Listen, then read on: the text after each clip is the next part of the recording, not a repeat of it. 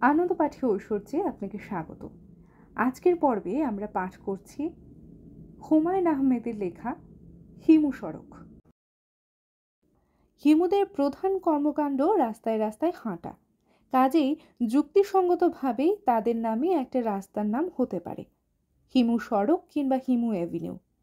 সেই সম্ভাবনা কিভাবে তৈরি হলো তার গল্প বলি। আমার মাথায় একবার ভূত চাপলো অতি আধুনিক রেসিডেন্সিয়াল স্কুল করার। স্কুলটা হবে কুতুবপুরে, আমাদের গ্রামের বাড়িতে। আদর্শ স্কুল, যা হবে এদেশের রোল মডেল। আমি বেলাল বেগ নামের এক উদ্যোগী এবং স্বপ্নস্রষ্টা মানুষকে যাবতীয় দায়িত্ব দিলাম। স্কুলের জন্য জমি কিনতে শুরু করলাম। বেলাল বেগ ঢাকা কুতুবপুর ছোটাছুটি করতে লাগলো।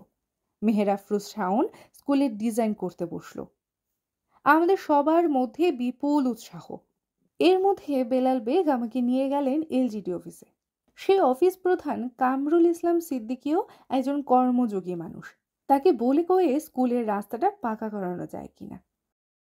কামরুল ইসলাম সিদ্দিকী সাহেব আমাদের বসিয়ে রেখে বেশ কিছু মিটিং সারলেন। বসে থাকতে থাকতে আমি নিজে ক্লান্ত এবং কিছু পরিমাণে বিরক্ত। যতবার চলে আসতে চাই, বেলাল বেগ আমার হাত চেপে ধরেন, নিচু গলায় বলেন, আর একটু অপেক্ষা করুন না, আমাদের কন্যা দায়। একসময় অতি ক্লান্ত মুখে সিদ্দিকী সাহেব এলেন।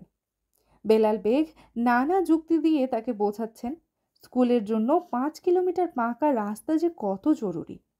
সিদ্দিকী সাহেব খুব যে মন দিয়ে তার কথা শুনছেন এরকম মনে হলো না। একসময় তিনি বেলাল বেগের কথার মাঝখানেই তাকে থামিয়ে দিয়ে আমার দিকে তাকিয়ে বললেন, হিমু ব্যাপারটা কি বলুন তো। আমি গেলাম হক চুকিয়ে। সিদ্দিকী সাহেব বললেন, আমার বড় ছেলেটা কিছুদিন হলো হিমু হয়েছে, হলুদ পাঞ্জাবি পরে ঘুরছে। আমি হেসে ফেললাম, হিমু ব্যাপারটা ব্যাখ্যা করলাম। সিদ্দিকী সাহেব বললেন, আপনারা খাবার না খেয়ে যেতে পারবেন না।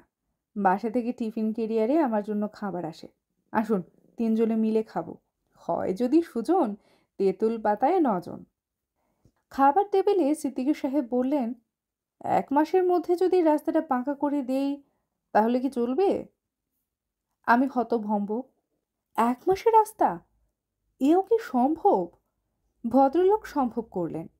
1 মাসের আগেই রাস্তা পাকা হয়ে গেল। আমি ঠিক করলাম রাস্তার নাম দেব হিমু সড়ক, কারণ রাস্তা পাকা করার পেছনে হিমুর সামান্য হলেও ভূমিকা আছে। হিমু সড়ক নাম রাখা হলো না। অঞ্চলের লোকজন মিটিং করে রাস্তার নাম রাখলো ফয়জুর রহমান আহমেদ সড়ক। ফয়জুর রহমান আহমেদ আমার বাবা। সেই অর্থে রাস্তা হলো হিমুর দাদাজানের নামে। এটাই বা খারাপ কি? আনন্দ পাঠে ঐশ্বর্যের আজকের আয়োজন আপনাদের কেমন লাগলো অবশ্যই তা আমাকে জানাবেন।